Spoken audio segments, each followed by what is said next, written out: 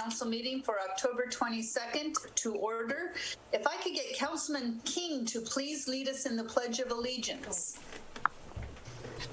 Certainly, right after I unmute. Everybody stand, hand over your heart, face the flag, and repeat after me. I pledge allegiance to the flag of the United States of America, to the republic for which it stands, one nation, under God, indivisible, liberty and justice for all. Thanks very much, Councilman King. If I could get Linda to do a roll call, please. Okay, Councilmember Andrusik. Here. Councilmember King. Councilmember King. Are we all off? Councilmember King. He's good. Can you hear me? Yes. I can hear you now. Yeah, we can hear you. Yes, here. Councilmember Sanchez. Here. Vice Mayor Mercado. Here. And Mayor Sierra. Here. Thank you very much. We move on now to reordering of the agenda. We don't have any reordering tonight. No reordering of the agenda. All right. Then on to public comments.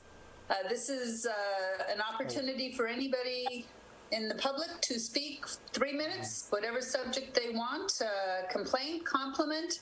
I don't have any. Linda, did we get any public comment in? No, ma'am.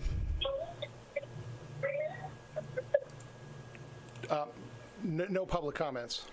Okay, thank So you. they can't hear me. So. Oh, no, it's okay. Because you muted. Okay, so then we move on to the consent calendar. We've got 6 of them tonight. We have the minutes of October 8th, 2020, regular city council meeting, list of claims to be approved and ratified for payment today for fiscal year 2019-20 and fiscal year 2020-21. Acceptance and filing of Stormwater Management Program, the SWMP Annual Report for fiscal year 2019-2020. Consideration of Landscape Maintenance Contract Amendment with Valley Gardner. Resolution number 20-28, a resolution of the City Council of the City of Buellton, California, approving application for and entering into agreements for the Regional Early Action Planning Grant, and the monthly treasurer's report for September 30th, 2020. Does council have any questions, or is there a motion? Move for approval of items 1 through 6, Madam Mayor. Thank you, Councilman Andrusik. Second. Dave King seconds. Linda, roll call, please. Okay, Councilmember Andrusik. Aye. Councilmember King. Aye. Councilmember Sanchez. Aye. Vice Mayor Mercado. Aye. And Mayor Sierra. Aye. Thank you very much. Do we have any presentations tonight? No presentations this evening, Madam Mayor. Thank you. Then we move on to agenda item number 7. It's a lengthy one. I'll read it really as quickly as I can and then turn it over to Irma Tucker.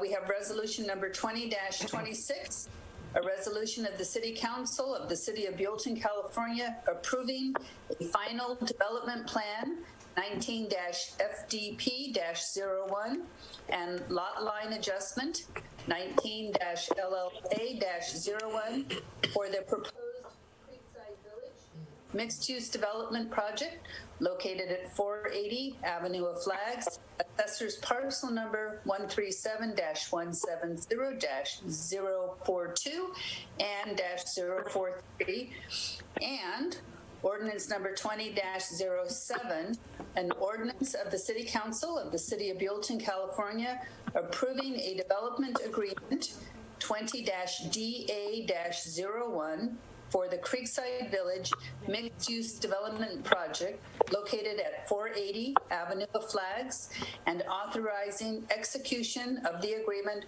by the city manager. This is an introduction and first reading. Ms. Tucker. Thank you, Madam Mayor and members of the City Council. Andrea, if you could share the screen, please. Thank you. And can everybody see this? Yes. Yes. Okay. Yes. portion of the bottom is a little bit cut off on my end, but if it's okay for everybody else, then we're okay. There we go. Perfect. Okay. All right. Thank you. Well, this is the first slide, which actually shows the project very well, and all the information that Madam Mayor just read into the record for the Creekside Village. So we can just move on to the next slide. So, this shows an aerial for where the project is located. It's at the southeast corner of 2nd Street and Flags. Next slide. Site information here. I'll just quickly go through this. The site area is 1.64 acres. It is located within the AOF-Specific plan. The underlying zoning is CR, which is general commercial. The current use is multifamily residential. There are 3 existing 1- and 2-story buildings on the property here. Formerly a motel use, currently being used for temporary residences, and these are proposed for demolition. Zaca Creek is at the east, which is the back of the property, which would be at the right side of the graphic there. It is also, the property is also in the 100-year flood zone boundary, and grading or other flood-proofing mechanisms will be required to comply with the floodplain ordinance. The site is in District 4 of the Avenue Flag Specific Plan. It's one of the prominent corners located in the Town Plaza area. And the project that is being proposed here actually fits very well into the Town Corner Plaza envisioned for that area. Next slide. Is that causing the echo?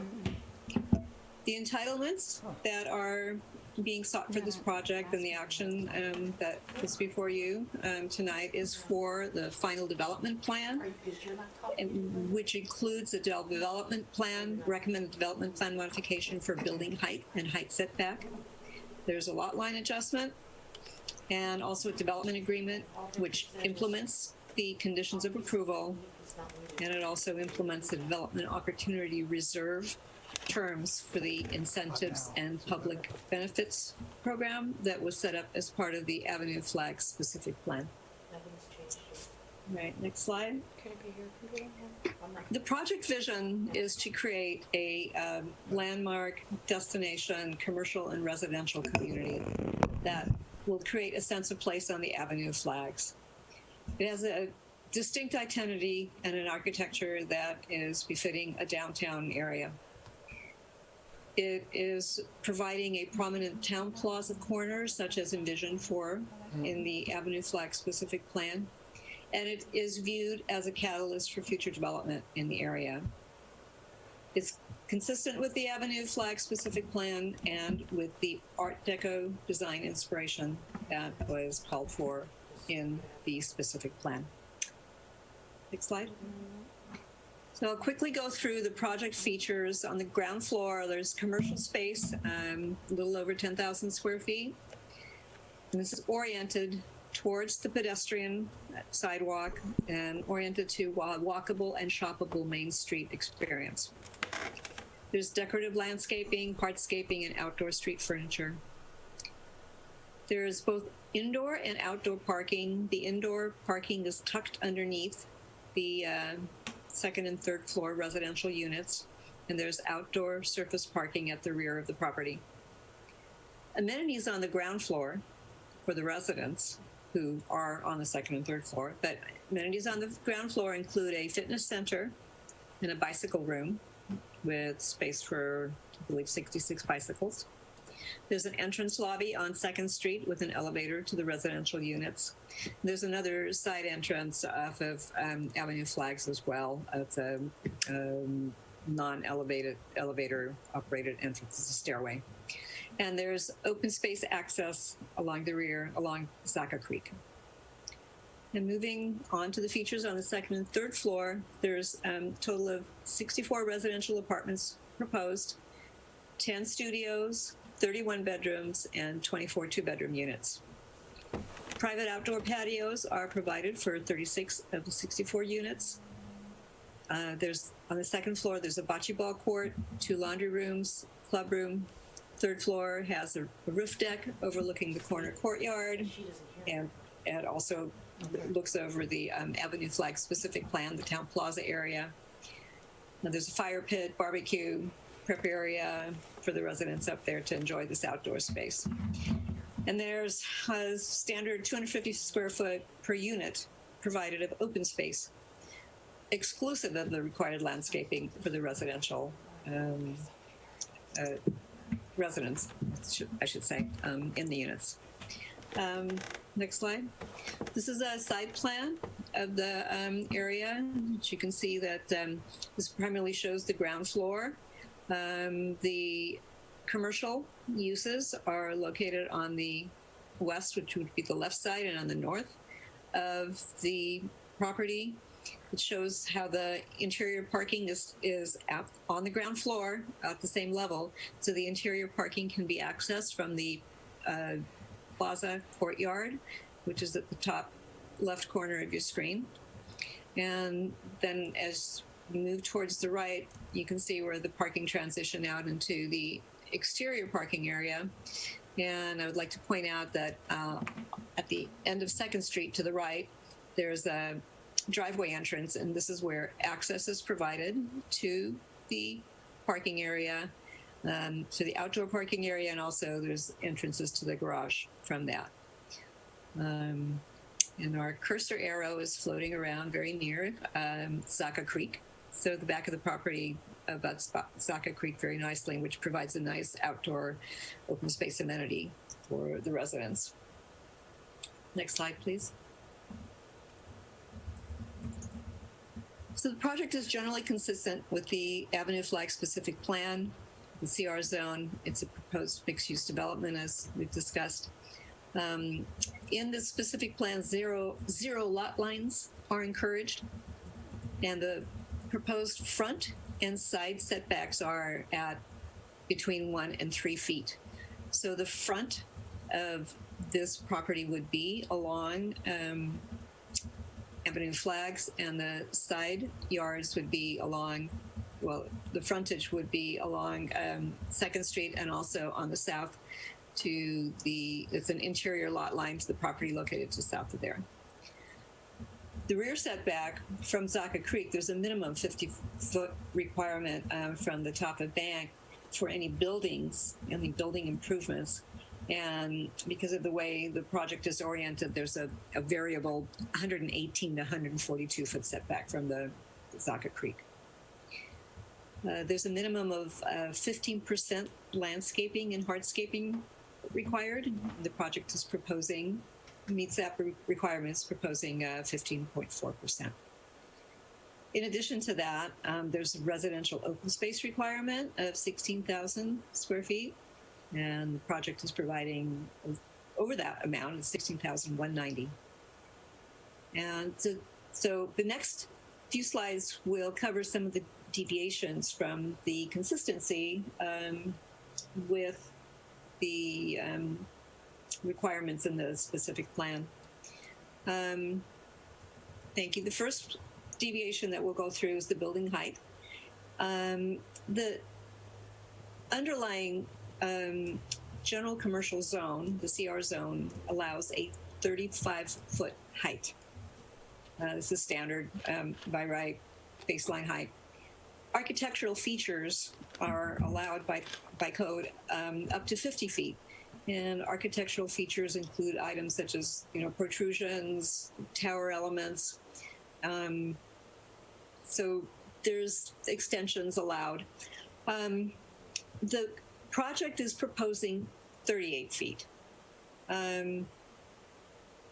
It's 3 feet above the baseline that's allowed in the CR zone.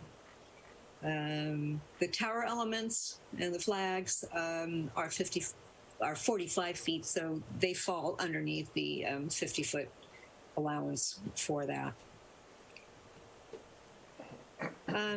So the Avenue of Flags specific plan the form-based code in the specific plan was intended to allow for flexibility, and it allows for heights that exceed the 35 feet in the CR zone. It provides for a 50-foot maximum height that could be considered a potential DOR item. And since this is the first time we're talking about the DOR, this stands for the Development Opportunity Reserve program that was established in the specific plan, which we'll talk about a little bit more later. Slight deviations from certain code requirements, such as height, may also be allowed via development plan modification. And it is not uncommon for projects that have a relatively small deviation from height, in which case this is a 3-foot deviation. It's not uncommon for them to be considered as a development plan modification at the time of approval for the entitlement. And this is staff's recommendation in how to address the height deviation. There's an additional deviation that that staff is recommending as a development plan modification, and this is for deviation from the facade standards and height setback. So the avenue flags specific plan requires at the property line that the facade be a minimum of 2 stories and a maximum of 3 stories. It also, the standards also indicate that any building height that exceeds 30 feet at the property line be set back an additional 10 feet above that 30-foot line. So the proposed facade height overall is about 38 feet. And the setback that would kick in for this height would only kick in at the 30-foot level and above. I have a graphic a little later that I will show that explains this concept. And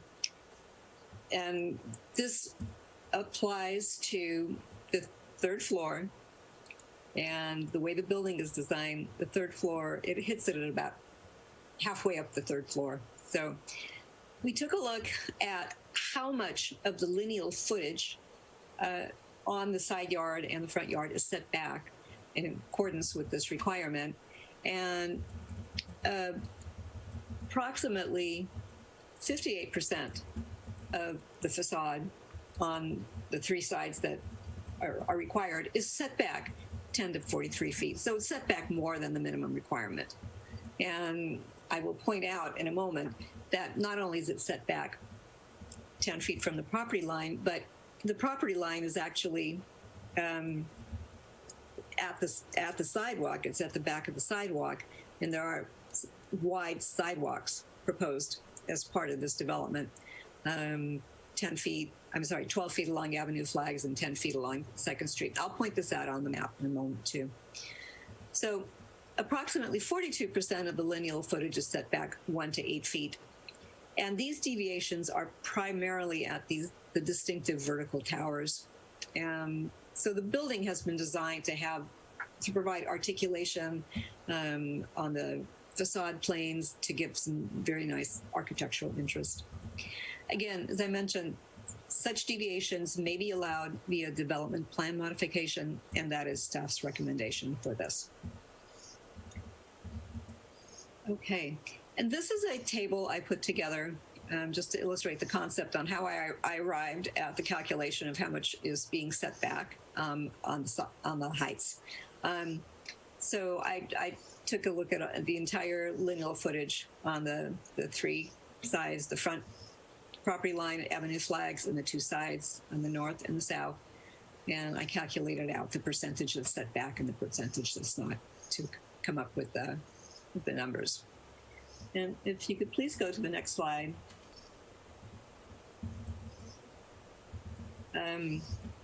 This is the 3rd floor plan, and I'd like to point out, if you could take the cursor just to the north property line. So as you see here, the facade here, and this is the 3rd floor facades that are being shown. Some of them are set back and some of them are not. Some of them are right at the property line. But beyond the property line, there's another 10 foot of sidewalk. So in essence, the perception is if you're looking at this building, there is 10-foot plus setback. As we go to the left towards the corner plaza, there's a large setback there. Actually, the roof deck is set back. Corner plaza set back. We move to the Avenue Flags frontage. There are setbacks there. There's a 12-foot sidewalk there. As we move to the southern frontage, this is where it's a little bit tighter. It's an interior lot line, and you can see the articulation that is provided, the tower elements, the entrance stairway. So there is relief provided here as far as setback relief from the property line. And let's move to the next slide. I just like to illustrate this concept of a height setback that we have in the Avenue Flag specific plan. I know as part of the Planning Commission, I was describing this verbally, and we thought that a graphic would help understand this. So you can see the first 2 floors on this building are at the property line, and that height can go up to 30 feet, and beyond that, it needs to be set back 10 feet. So the building, our proposed building for Creekside, actually the 3rd floor, in the middle of the 3rd floor is where the 30-foot would hit. So they've set the entire, portions of the entire 3rd floor, they've set it back, portions they've brought out. Again, it provides architectural interest, articulation, and when you look at these slides, the perspectives that the architect will be showing, it shows that the perception of setback is very evident in the building. Okay, next consistency item we took a look at is density. So the residential density for the project is, as proposed, is for 64 dwelling units. The density proposed, again, is 39 units per acre. The underlying CR zone allows for 15 dwelling units an acre. And on this particular property at 1.64 acres, it would yield 24 units. The Avenue Flag specific plan allows for a potential density range of 20 to 40 dwelling units an acre. This would potentially yield 33 to 66 units on the site. So that yield would be an incentive that would be considered as part of the development opportunity reserve package. And that is what the developer is requesting for this program in order to, for this project, in order to address the proposed density. The next item of consistency that we took a look at was parking.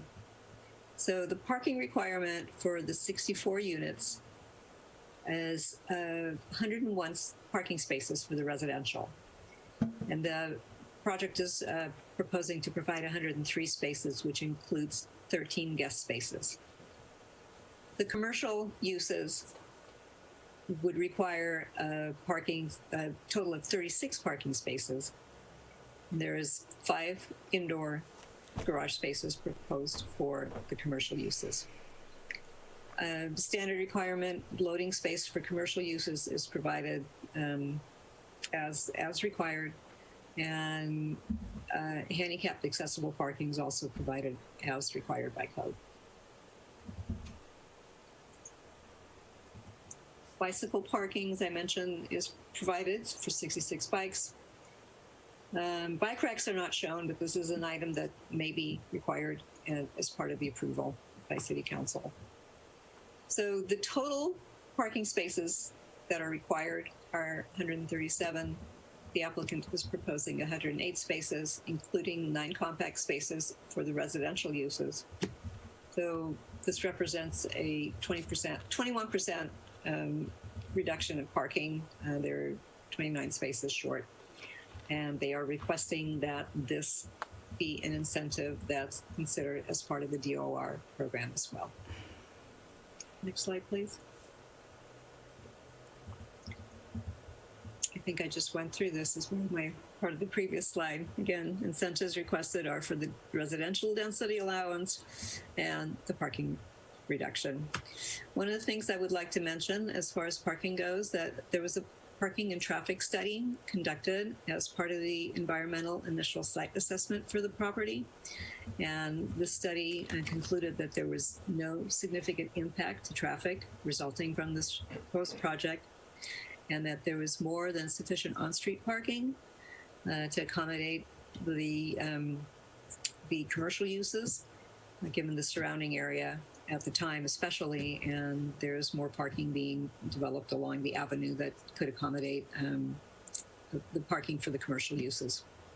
And there's parking lot on the street in front of the commercial uses, which is actually, in many cases, commercial shoppers will prefer to stop on the street and go into a store to shop. So, and that, especially in a downtown area like this is something that is not uncommon. Next slide, please.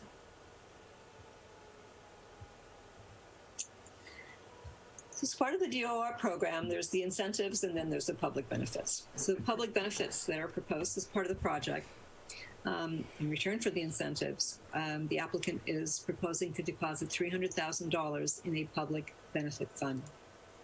These payments are scheduled to begin at 24 months after the execution of the development agreement, with the initial payment being $50,000 and additional payments of $50,000 due each following year. Except that any time that the building permits are at the point where they would like to actually pull building permit issuances, they will need to contribute up to the entire $300,000 into the public benefit fund in order to receive the building permit.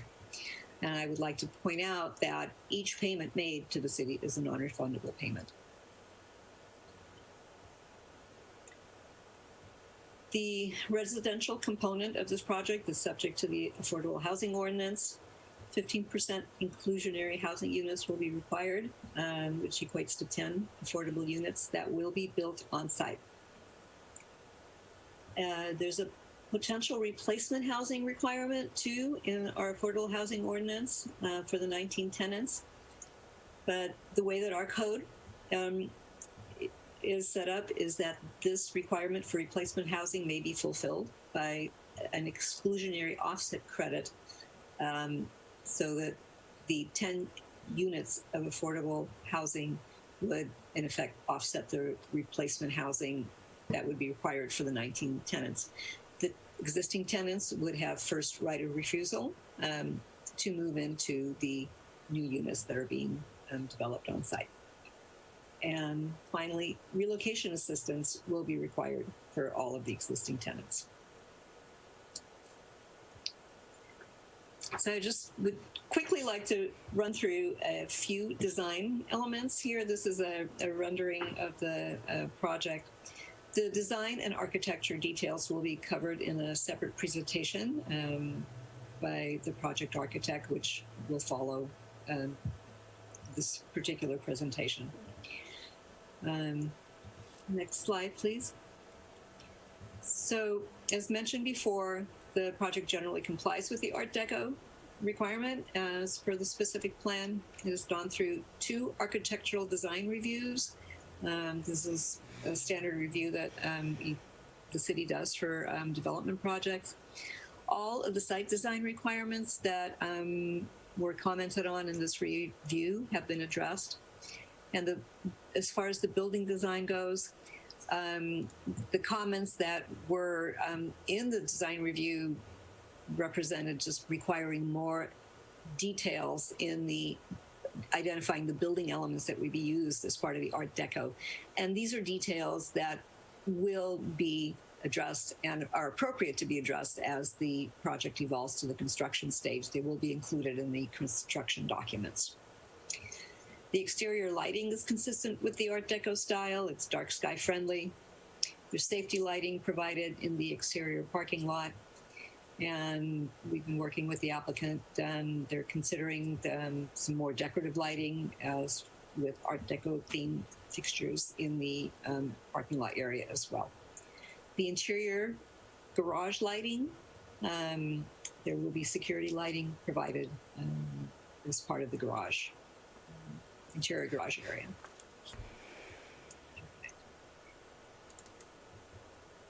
So I think we covered a little bit of the landscape. I know the landscape plans will also be detailed in the separate presentation. I just would like to mention that there is, as I mentioned, there's 15% landscaping required, and the project exceeds this minimum requirement, both in landscape and hardscape. There are 7 mature trees that are being removed, including 2 tree clusters. One of the tree clusters is a live oak species that is addressed by the Native Tree Protection Ordinance. However, the size of the cumulative base of this cluster does not meet the minimum requirement to be considered a protected tree under the Native Tree Ordinance, so they would not have to comply at that point with those requirements. The Zaca Creek area would be landscaped, the portion that's on their property, and we'll be able to see these treatments as part of the landscape plan presentation later.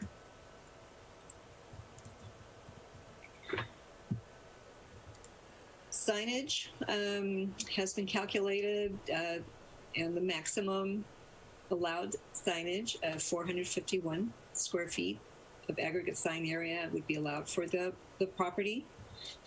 They're proposing 174 square feet approximately, so significantly lower than the maximum allowed. The sign program itself has not been fully fleshed out at this point, and this also is not uncommon for a project at this juncture. So a separate sign permit and a master sign program will be required.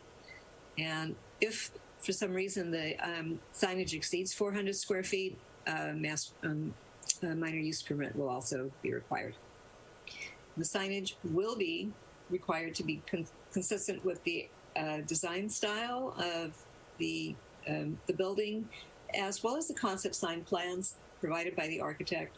I'd like to just really quickly run through those just to give you an idea of what the signage would look like. So we can just quickly go through the next few slides.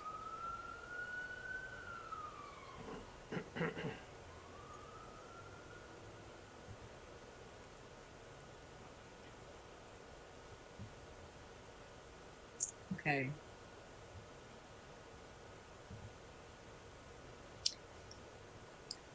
So this slide shows the grading plan. There's a lot of detail on here. We do have the civil engineer in attendance as part of the project team, the applicant's project team. So if there's any questions as far as grading goes, be happy to answer that. Public Works Director can also comment on that. We'd just like to mention that the project is proposing to do flood proofing as part of the building, so as to enable the building to be built at ground level, sidewalk level. It will not be raised. The flood proofing will be built into the building, so it will be a little bit different than the building across the street that was approved with a raised foundation that was not at ground level. The Avenue Flex specific plan does call for a sidewalk level entrance to the retail, so this plan actually complies with what is called for in the specific plan. Next slide, please. As I pointed out previously, vehicular access is provided along one main driveway.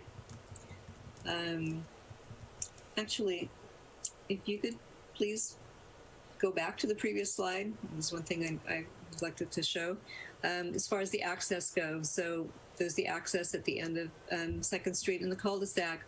But as we go down to the southern property line in that exterior area, the project is also proposing a pass-through to the southern adjacent property. This is something that was envisioned in the Avenue Flag Specific Plan as beneficial to provide a secondary access along properties, all the way, potentially all the way through to Avenue 240, Highway 246. That would depend on future developments as they came along, but we looked at this as a beneficial secondary access in the event that there are events going on the Avenue Flags and we needed to provide an alternate access. So the project is proposing to provide that pass through to the southern property, which would be built, provided at the time that that property is built out or comes in for entitlements for a project. Okay, so we could go move on. Quickly, pedestrian ground floor access to the commercial uses is along Avenue Flag, 2nd Street, residential uses through an elevator lobby on 2nd Street, and via stairs in the parking garage at the southwest corner of Avenue Flags. Okay, next slide. There will be a future, as part of the building plan set, there will be separate street and sidewalk improvement plans with design details submitted at that point. A flood study may be required.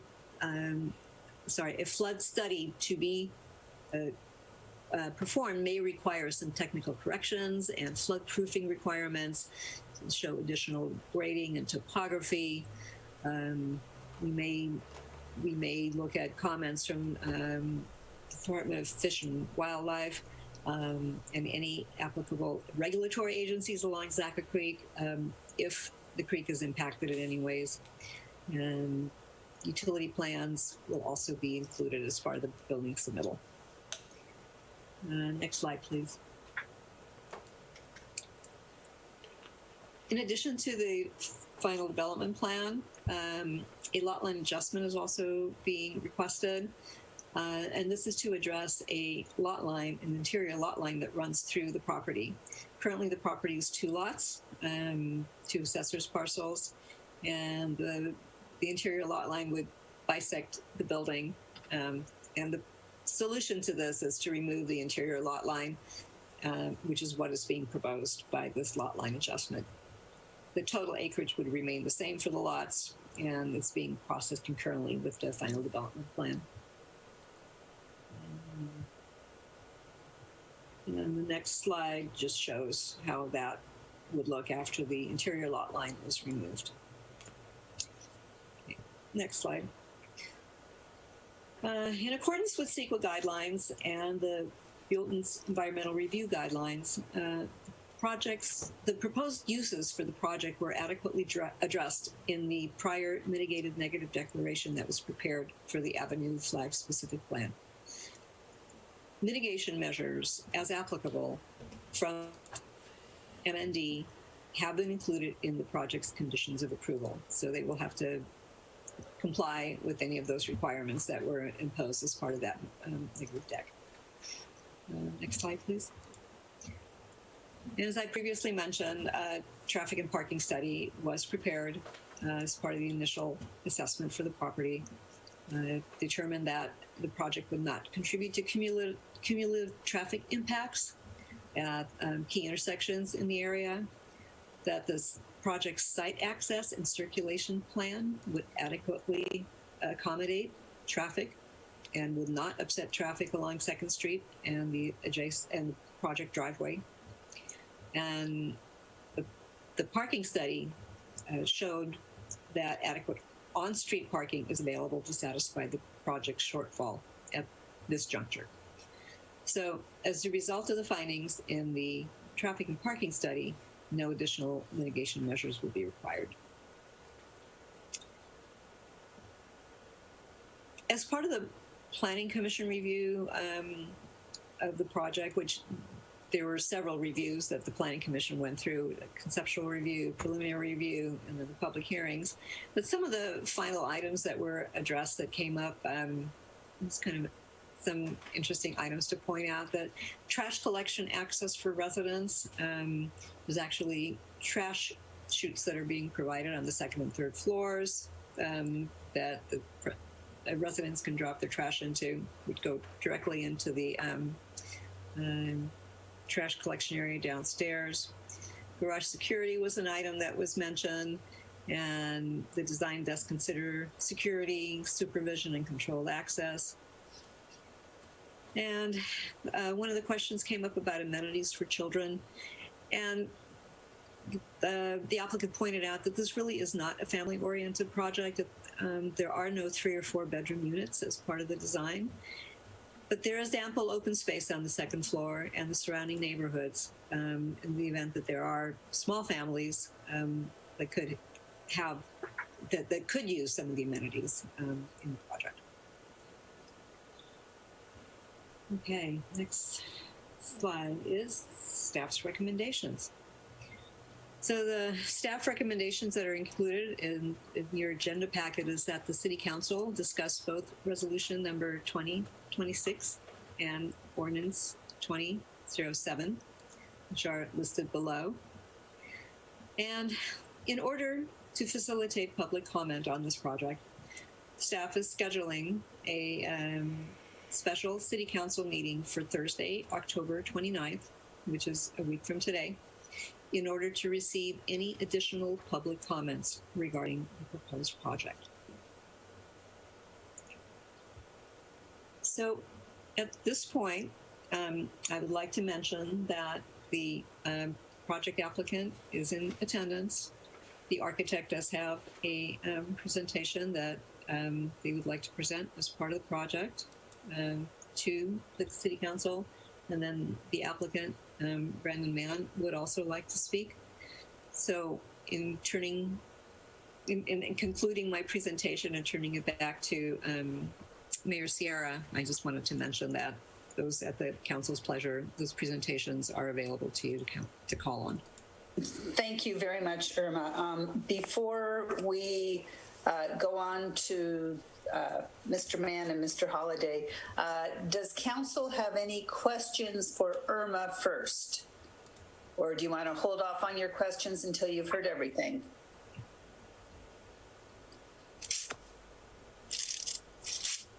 Yes.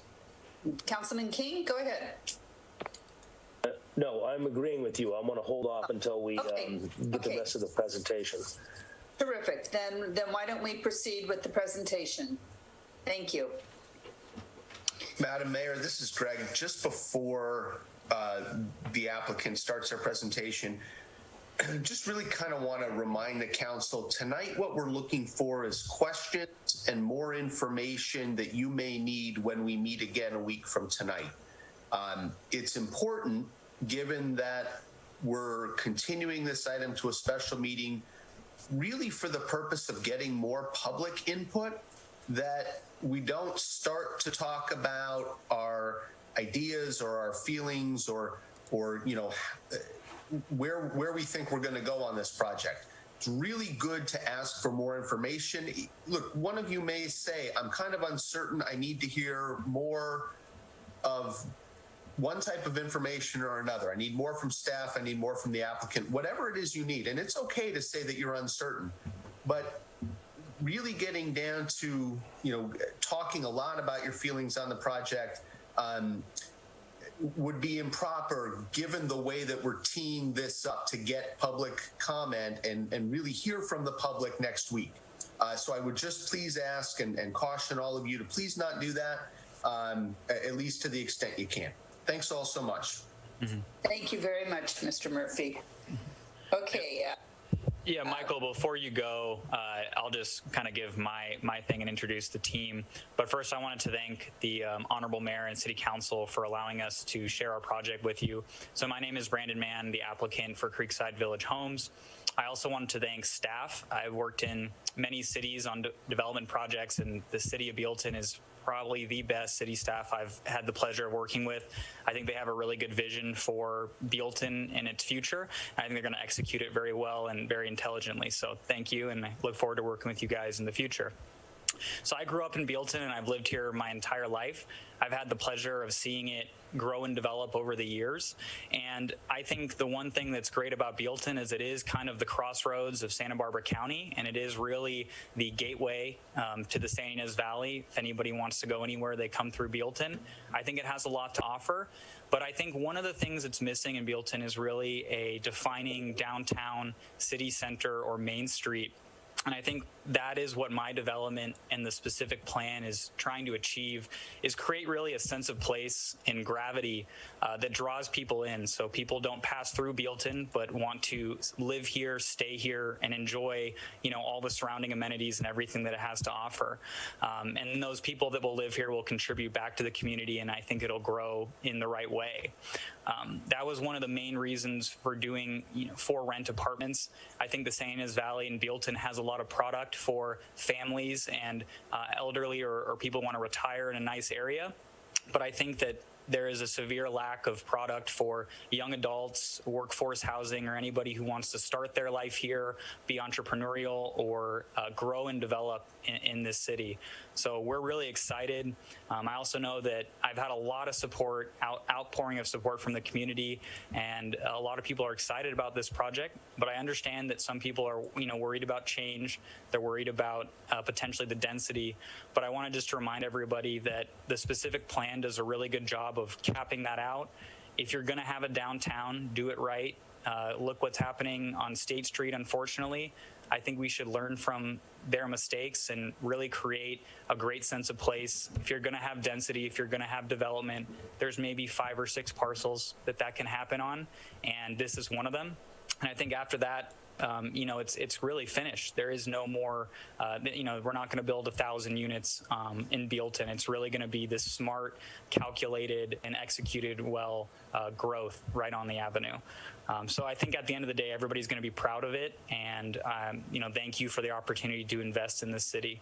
So I'd like to introduce myself. My business partner, Waleed El Bayar, is here. Obviously, Michael Holliday, our architect. I have Russ Garrison, civil engineer, and Bethany Clow for landscape, if anybody has any questions of me or my team. But I'll let Michael go through the presentation. Great. Thank you, Brandon. Can everybody see my screen? Yes. Great. Thanks so much for that introduction, Brandon. Madam Mayor, members of the City Council, my name is Michael Holliday. We are the project architects for the project with DMHA Architecture and Interior Design. Just by way of a little bit of context, I've been practicing in this community for 30 years and have done a number of projects up in the valley. We're based in Santa Barbara, but some ones you may know up in your area, the Fig Mountain Brewery campus, we've been working on that for years. With Jim and Jamie and the Habit there in your area. Also Live Oak Lanes, the bowling alley project, which is in permits, but because of COVID, we're kind of a little bit on hold, but another major project in the city of Buellton. But some other ones that you may know that are built was the Lansby transformation of the old Peterson property there in Solvang, and San Ynez Valley Presbyterian Church was another very large project that we did in San Ynez. And currently, Maddie's, the Inn at Maddie's, which is the largest project in Los Olivos, finally we're under construction. So that's just to give you a sense for some of the sort of transformative projects that we've been involved with in the community. And the reason I mention that is I think every one of those projects fits within its setting. We really try to do the best job we can to make sure that a project is appropriate and fits for the setting. And one of the things that we're excited about this project, we think it's really a catalyst project. It's the kind of project that you need to jumpstart a renovation and revitalization. And so we're really excited to present this. And just to follow up on Brandon's comments, I was online last night with about 400 people presenting to the City Council of Santa Barbara on our downtown revisioning, which was looking at 3 and 4 stories of residential over ground floor commercial. They have to bring people downtown to make these commercial properties viable again in the new reality of sort of Amazon has completely transformed retail. But there's really a push for if you build it, they will come, and you want to build housing in the downtown core. So this is really one of those transformative projects that I hope the City Council is excited as we are about this, and Planning Commission was, because we think it's the right kind of a project for the city of Buellton. So with that introduction, I'm going to walk you through the slides, and you know where it's located. You've seen this.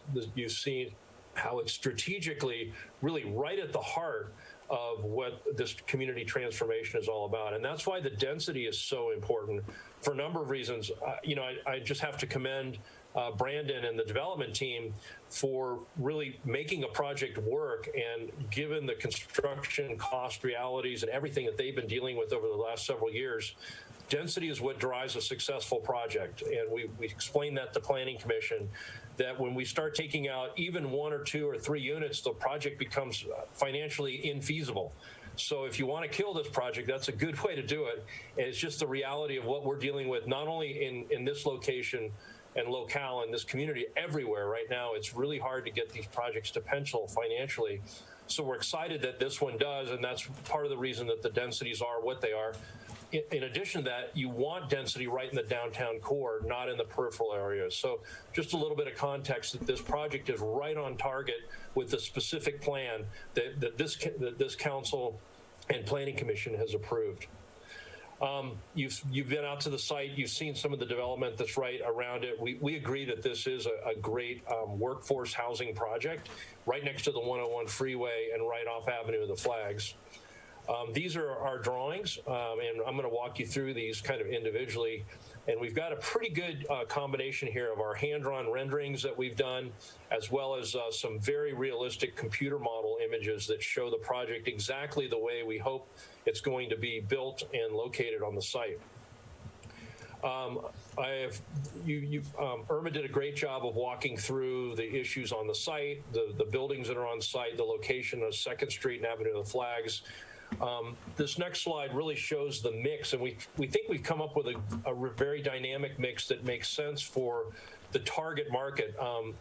Brandon and Waleed, the developers, did a very detailed market rate study to really assess what is the best mix for units in this project. So the 64 units comprised of the 10 studio units, the 31 bedroom units, and the 24 2-bedroom units are really set up for this to be kind of a workforce housing type of project that can meet the needs of the city and the people who will actually inhabit this rental project. So again, we went through the unit mix and the layout, and even you can see from the multicolored layout, it's very dynamic. We haven't put all of the 1-bedrooms on one side and all the studios on the other side, or 2-bedrooms. So it's a very sort of vibrant mix of unit types that all cluster around centralized open space. I'm going to walk you through a little bit on the architectural plan, and I'm going to let Bethany Clough, our landscape architect, walk you through the landscape plans, which will be after this. But this is just more detail that shows this opening right out here on 2nd Street. Right, we put this corner courtyard in a large open area, and we're envisioning this to be. Hopefully, I can zoom in here a little bit. You can see outdoor cafes and retail that sort of makes this a really activated court that'll actually be somewhat shielded from both the wind and the sun on the hot summer months. And then all of the parking, there's accessible space, sort of entry passage through here. The fitness area is located on this area right off of 2nd Street, and the bike room is located right here for the residents, as well as all the trash and sort of service aspects that come in off the backside. So this is really a tight site, and yet I don't think it's going to feel tight because this large open covered parking area here. And then these are smaller by design retail functions and commercial functions. So all of these are designed to be like a coffee shop or a cafe or a small retail user that has a lot of accessibility and sort of proximity to the street, and then also has some parking in the back. So it gives you an overview of the site plan. The next slide, let me go back to full presentation mode here. The next slide there, I'm going to let Bethany walk us through the landscaping elements of the project. Thank you very much, Michael. I'm hoping everybody can hear me. Yes. Thank you. Madam Mayor, City Council, my name is Bethany Clough, as Michael mentioned. I believe Irma covered the landscape requirements and hardscape requirements and open space requirements, so I'm not really going to go into those. But instead, I'm going to talk a little bit more about kind of what I think of as the specifics or the meat of the landscape plan and kind of what informed the design. Although the oak tree cluster, which is located kind of in the middle back there where the oak tree is proposed, near the Zaca Creek, it's to the, yeah, right there. It's right there currently. So that kind of informed our decision for that one. But mainly we wanted to kind of start to pay some kind of an homage to the fact that there are oak trees there, and right there along 2nd Street, there are some existing seedlings. So what we wanted to do was to, where we had the space up on the corner of 2nd Street and Avenue of Flags, we wanted in that courtyard to feature a specimen. And for that reason, these are all 36-inch box trees proposed to go in, so that they actually do have some presence when they're installed. The remainder of the trees, the street trees, are all 24-inch box. So we're looking at something that also has some height and presence to it when it's installed. Those trees right there where the cursor is, those along 2nd Street are intended to be myrtles. And then the crepe myrtles, and then the yellow ones that are along Avenue of Flags are ginkgos, and specifically a form that is what is known as fastigiate, meaning that it's got more of a columnar feel to it, so that it doesn't impinge either on the traffic or the building. So that's, and there's some pictures up above showing that. To the right of those pictures are some inspirations for some of the paving. And I think, yeah, actually you can flip right to that one, although that's the 2nd floor. That's the next slide. If you go to that, yeah, you can see a little bit better in the courtyard, and those kind of reddish blobs are actually umbrellas. So they're not trees, so not to confuse anyone with those. But you can see the pavement design, and this is meant to be concrete, picks up the some of the detailing and flavor of the actual the structure, the Art Deco detailing of the structure. I picked up some of the cues from that, and so we have those types of things occurring in that area.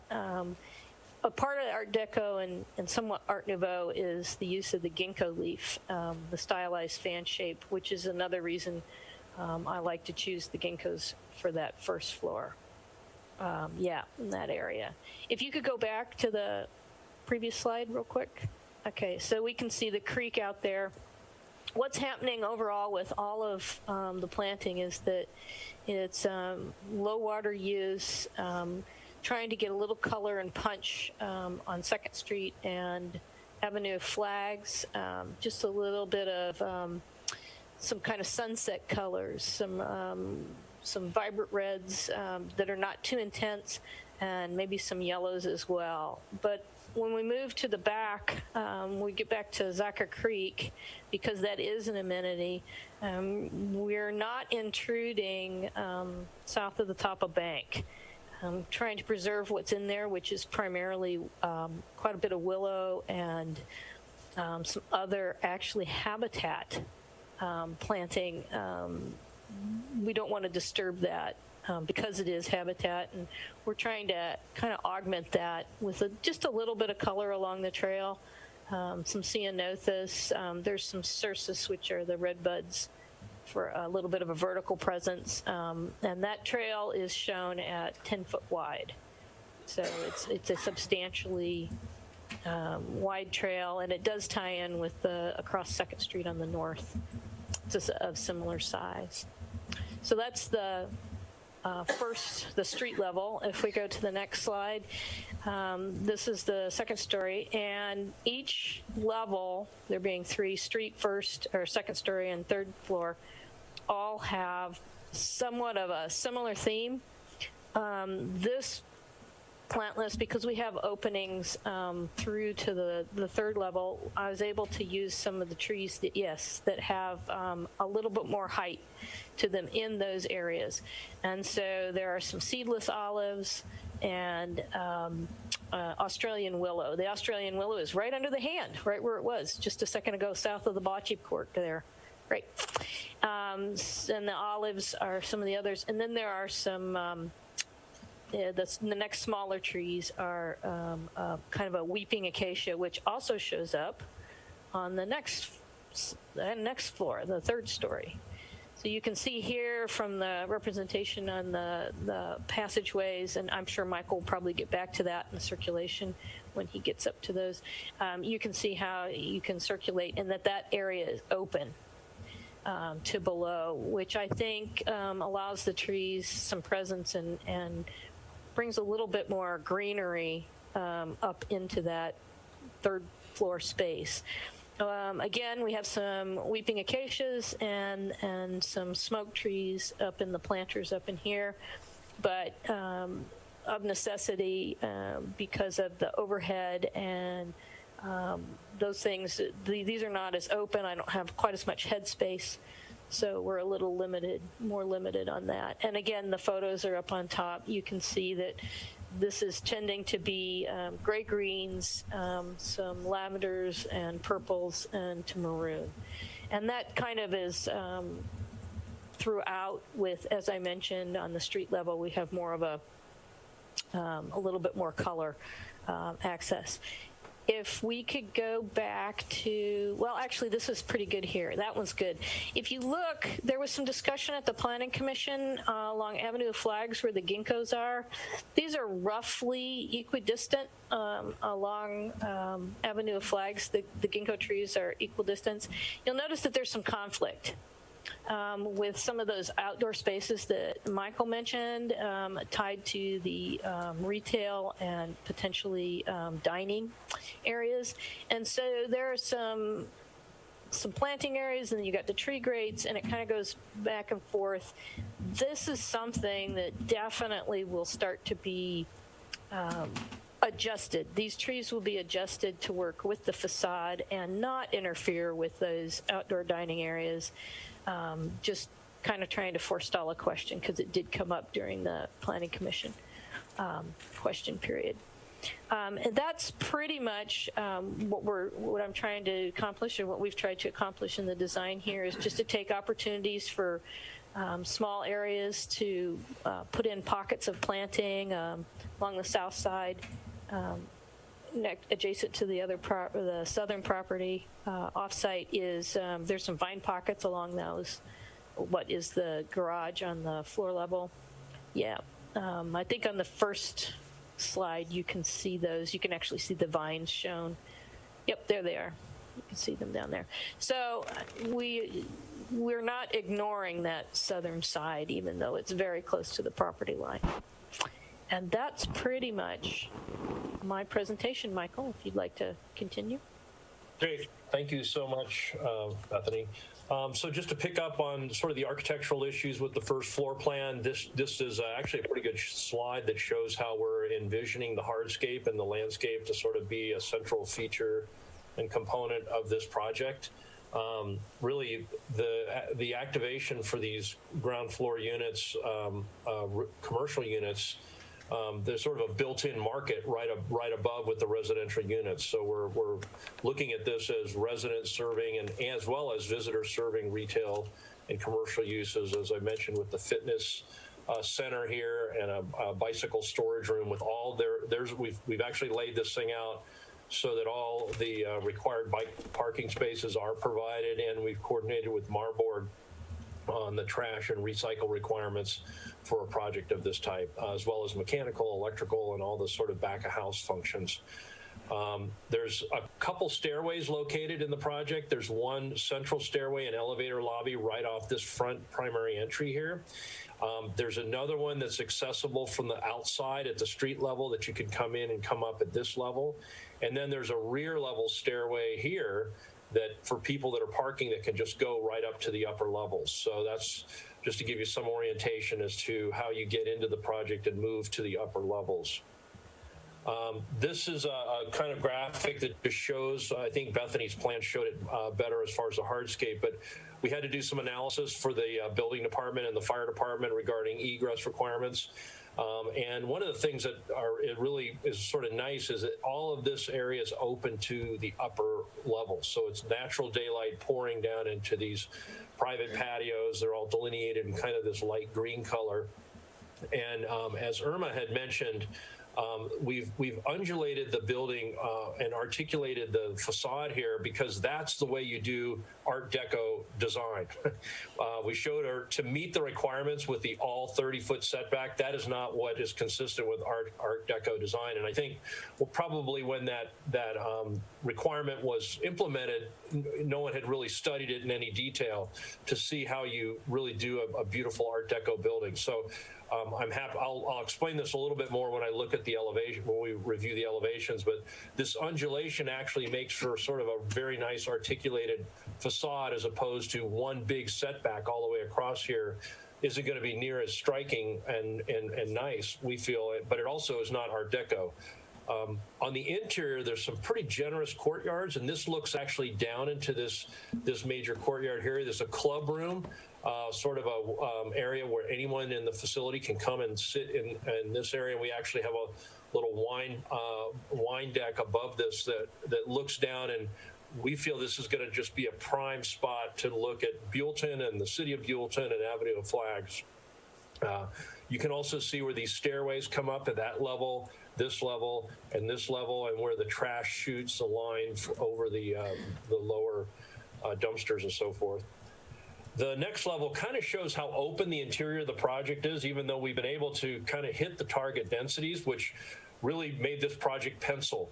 And it was, this discussion was something that came up with Planning Commission. If we had to take out a few of these units, it just really the project doesn't work. So it really, because of the costs and land costs and building costs and the desire to work within the densities that have been approved, this is something that we felt was a good way to get towards a maximum density and also leave these large open common spaces, which by the time we get the landscape in here, these become very dynamic and beautiful spaces.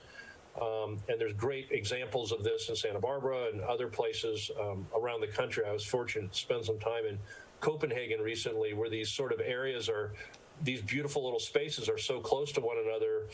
It actually contributed to the community environment, not detracted from it, that you started to know your neighbors living 30 feet across the way or something.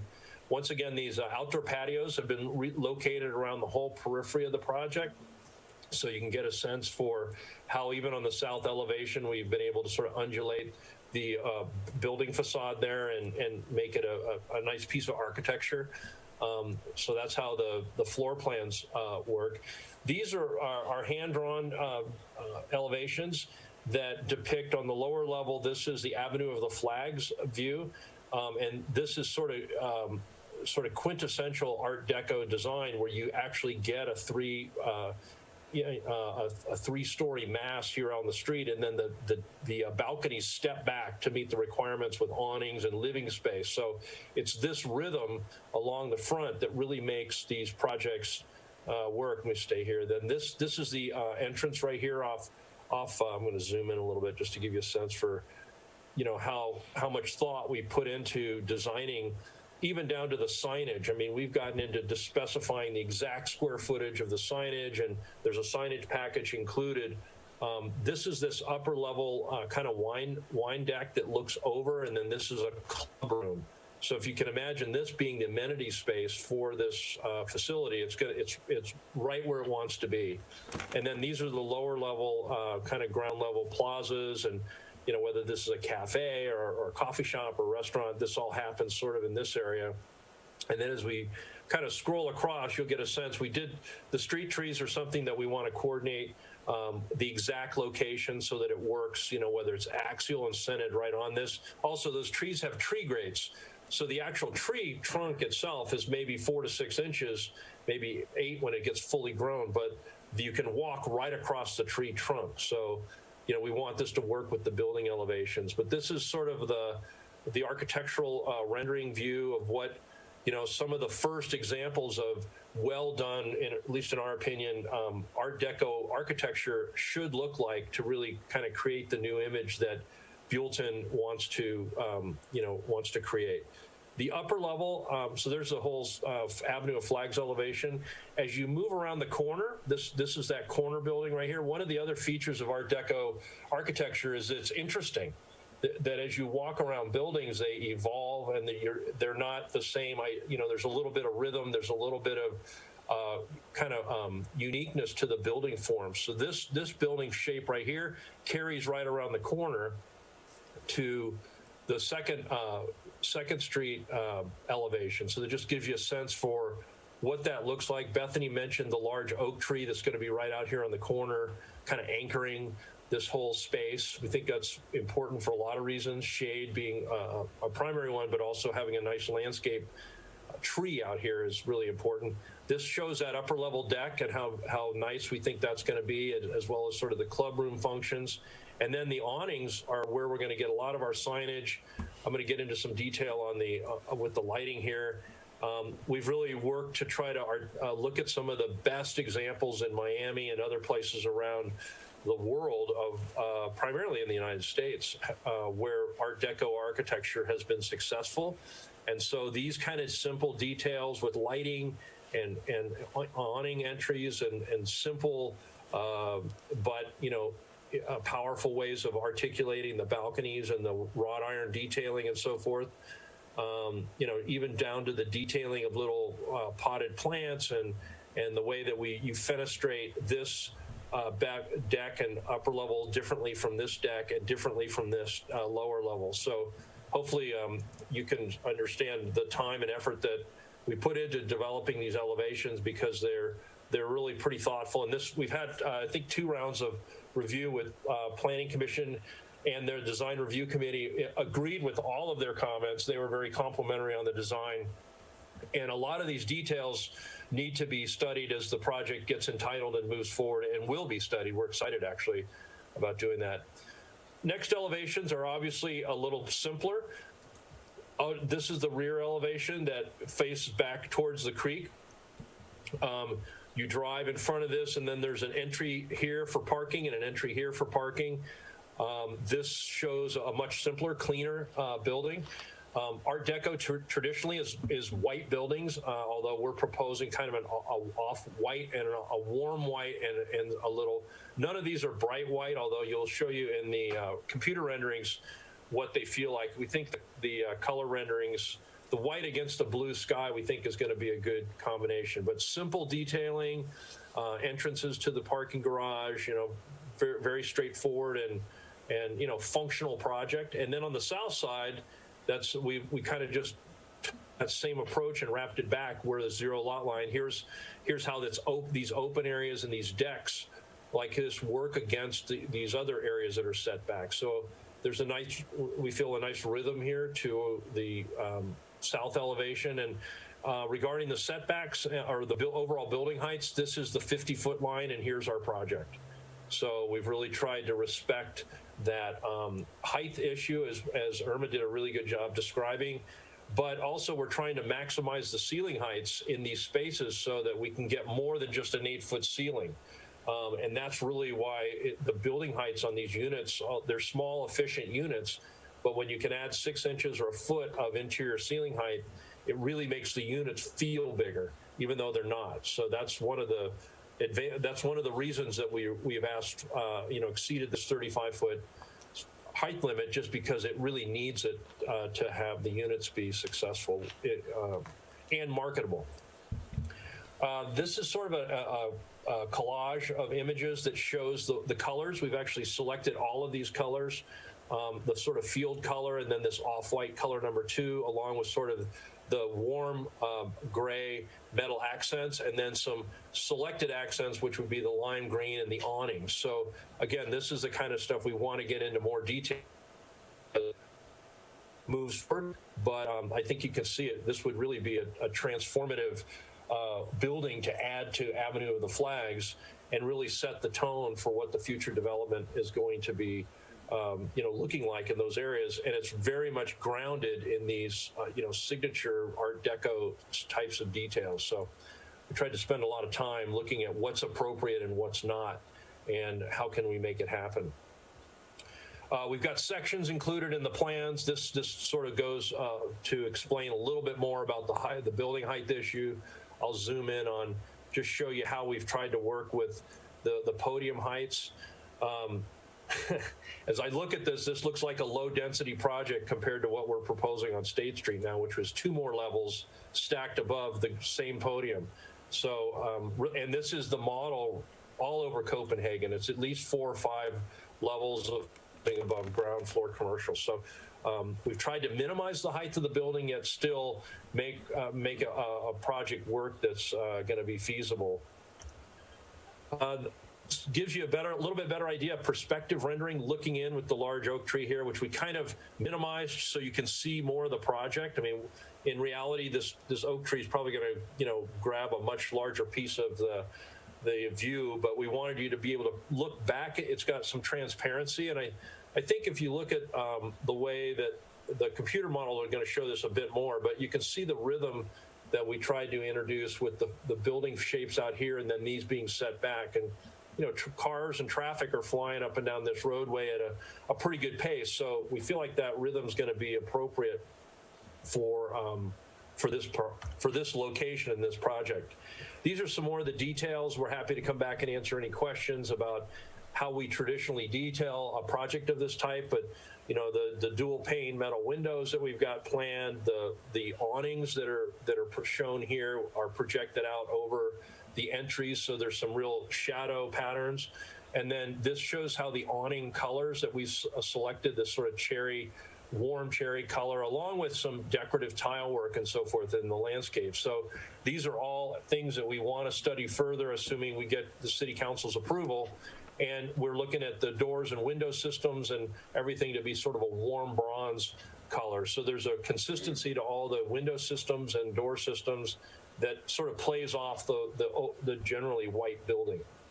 That's what the colors of the awnings are really key to Art Deco architecture. It's sort of accents of color through the landscaping and through the sort of softscaping, which is the awnings and the elements that move, the flags, the banners, the things that move in the wind. We spent quite a bit of time because Planning Commission really wanted to see some accurate computer models. I'm going to probably start off on this one because this one sort of shows the transparency of the project. So this is how that will ultimately be perceived, and sort of the level of life and activity that we think is going to be brought. You can see we've had to thin this tree out on the computer models because they couldn't see anything here, but it gives you a sense for how we've looked at the lighting. All of this lighting is dark sky compliant. I'll go into that in a bit more detail because we watch, and the dark sky people we work with on every project we do up there in the valley, they're very concerned about the dark sky issues, as we are as well. And so we got some really innovative lighting, but it all meets the dark sky requirements as being cut-off fixtures. But also you can see the transparency and the rhythm and the proportion and scale that sort of happens across the front here.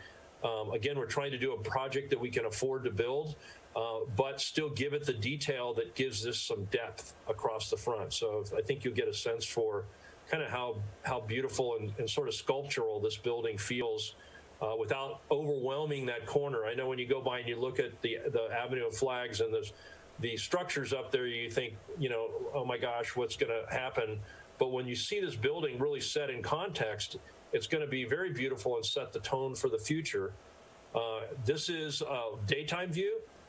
It's hard to get these computer views to feel as soft as they will, but this gives you a sense for the daytime look for what we're anticipating for the overall design of the building. So my hat's off to the developers who really spent the time and money to get these photorealistic renderings done. This is an easy thing to do. Here's a few other renderings that we'll just want to show you. I really like this view from the 2nd Street looking back towards Avenue of the Flags. This gives you a sense for what the project is going to look like and feel like. The only thing we don't like is it feels too bright, and that's just a function of the computer models. Even like this building right here, it's sort of all white, but it gives you a sense more for the overall design. These colors and materials that we typically will be working with the Planning Commission and Design Committee, even up to the point of painting samples on the building, because one thing from a white building, it's very easy to tone it down. During construction, typically we'll put up 4x4, 6x6 samples and look at it just to make sure that the color is exactly what we want. But typically Art Deco are white buildings. And so what we're proposing would be definitely a warm white and then our step down, which is more of an off-white color. This shows the sort of generous patios. Here's the bocce ball court and the large planters that we've included on top of the podium. But it's a pretty generous space that looks out into the interior there. So that gives you a sense for how those interior spaces are going to look and feel. And if any of you have been in these types of, courtyards like this, either in Santa Barbara or in Europe or some other places, they can really be beautiful spaces where you form community with the people that you live next to. I want to talk briefly about the lighting. It was a major issue for the Planning Commission. We've worked with our lighting engineer and done a photometric study of the entire site. So we are meeting all the requirements for the lighting on both the interior and the exterior.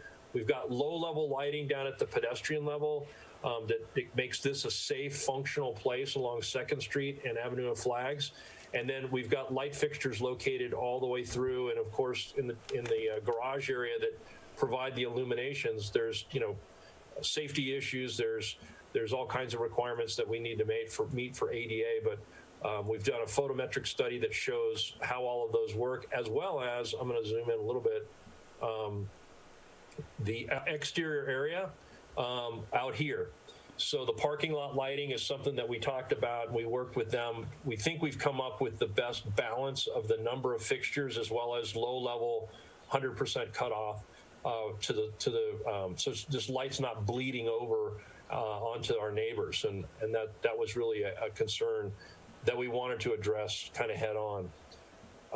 These are the fixtures, and I'm happy to kind of cover this at a high level. And if we need to come back, we can talk about this, but we found a fixture. And by the way, we're not the first project, but we've worked with the Evergreen Lighting to make these fixtures sort of customizable so they look like they wouldn't be 100% cutoff fixtures, but they've actually, we're having a shroud built into the fixture up here and an LED light that's lit, that's recessed up here. So these look like they're all lit, but they actually will be shining just light down. So they've been certified as dark sky fixtures by Evergreen. So pretty cool to be working with a really energy efficient light, but it also fits the period and style of Art Deco.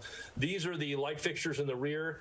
There was some comment about making these a bit more traditional, and we came up with some options, which we have, but these are something that also we think works with the Art Deco style. Very clean, very simple, and utilitarian. The other ones are a little bit more decorative, and that's something we're happy to study a little bit further as the project moves forward.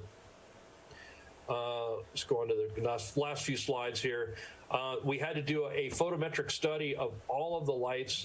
This locate shows you all of the lighting inside on the third floor. So part of your planning or commission and submittal requirements are that we do a photometric study of all of the areas. So it's the second floor and the third floor, and all of this has been confirmed to comply, or in the few areas where it doesn't comply, we can fix it.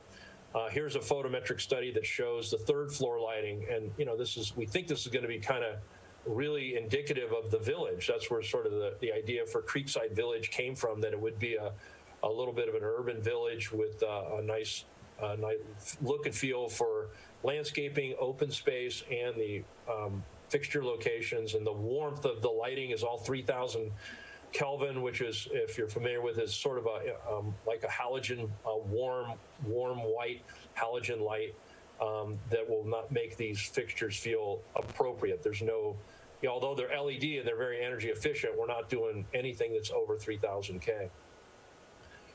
More detail on the lighting. This is primarily for Planning Commission, but we'll have really a state of the art facility with the lighting and the energy efficient components.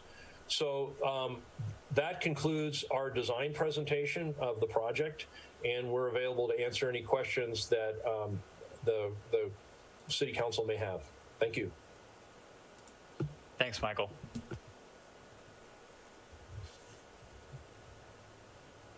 All righty, thank you. Brandon, did you want to add anything to that, or? No, I think Michael does a great job going through the design and the vision, so I'm available to answer any questions. So is Michael, and I have the rest of the team here.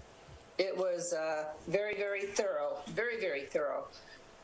Okay, so tonight is not for council comments, it's for questions, clarifications. I do have 3 public comments to read into it, but before I get to the public comment, I guess we'll get any clarifications or questions from City Council. We'll start with Councilman King. Any clarifications or questions?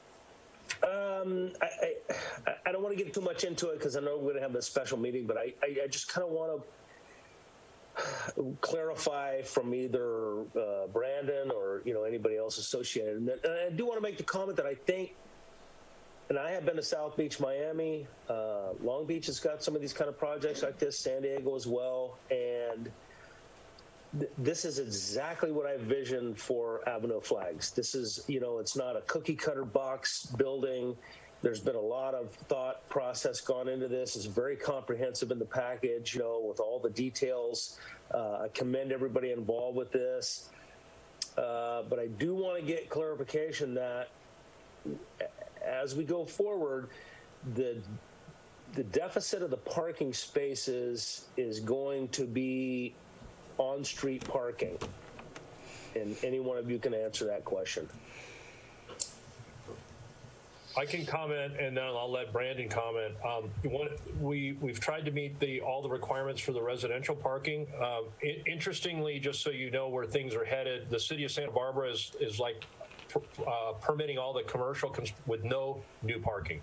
So a lot has changed over the years, and actually this project, based on comparative studies, is a parking intensive project based on our experience and working in a number of other communities. So that's the residential parking need is fully met, and the offset parking is something that's been documented with the 29 spaces. So I'm going to let Brandon and or Irma respond to kind of how the Development Opportunity Reserve offset fund, the $300,000, is going to be designated.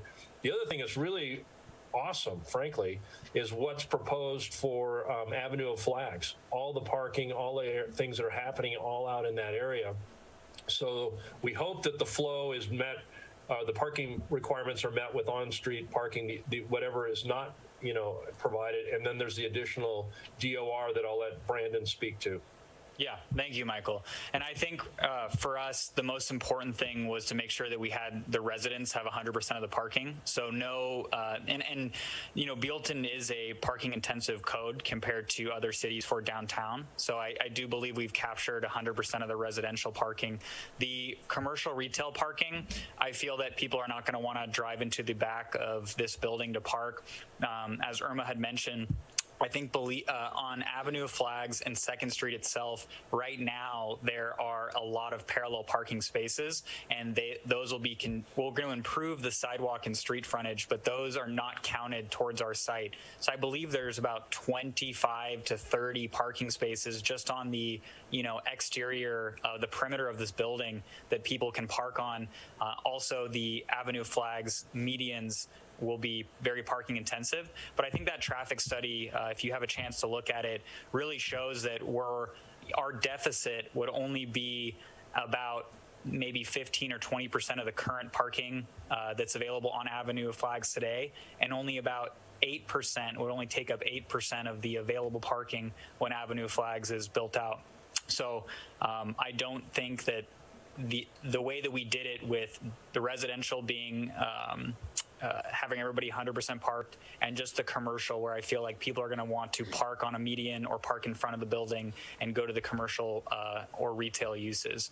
So that's how we envision it, as kind of that downtown, but the residents will have parking. Right. Well, it's kind of my concern that residential parking, if that density becomes too high, then it's going to become permanent residential parking, and then your commercial parking space has been taken away. And the reason I allude to that is because I worked in Los Angeles, and when you get to the point where you're saying, this side of the street, you have to have this sticker on your bumper. You work this side of the street, you have to have this sticker on your bumper. I mean, that's just my biggest concern about this project. And don't get me wrong, I think this is a great project. It looks beautiful. It's just, I think maybe we should come up with a viable solution for that additional parking.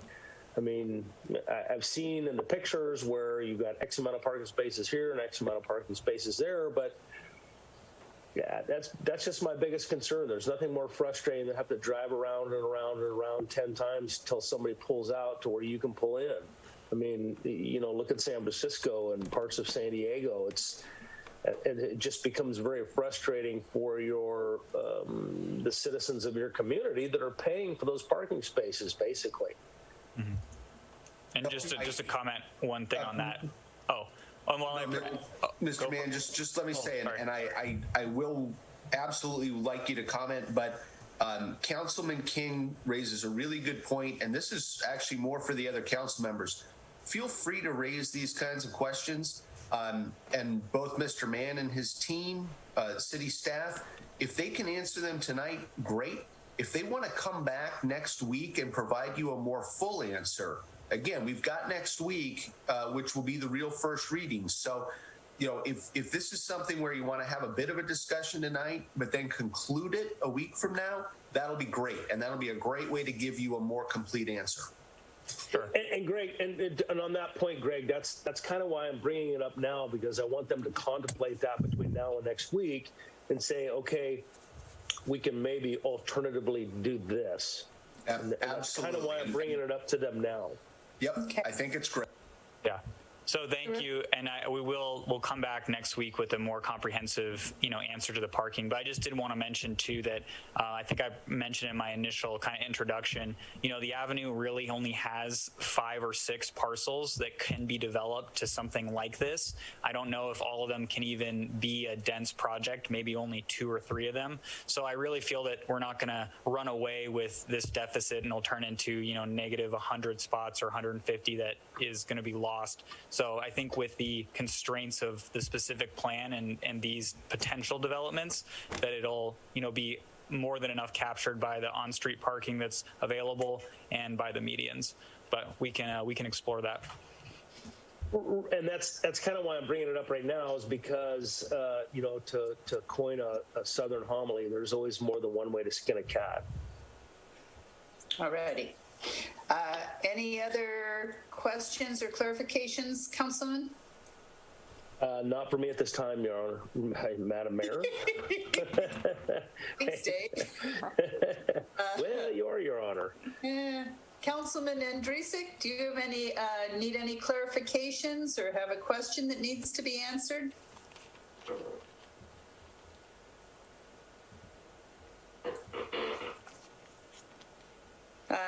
Councilman Andrusik, you're muted. And it stepped away.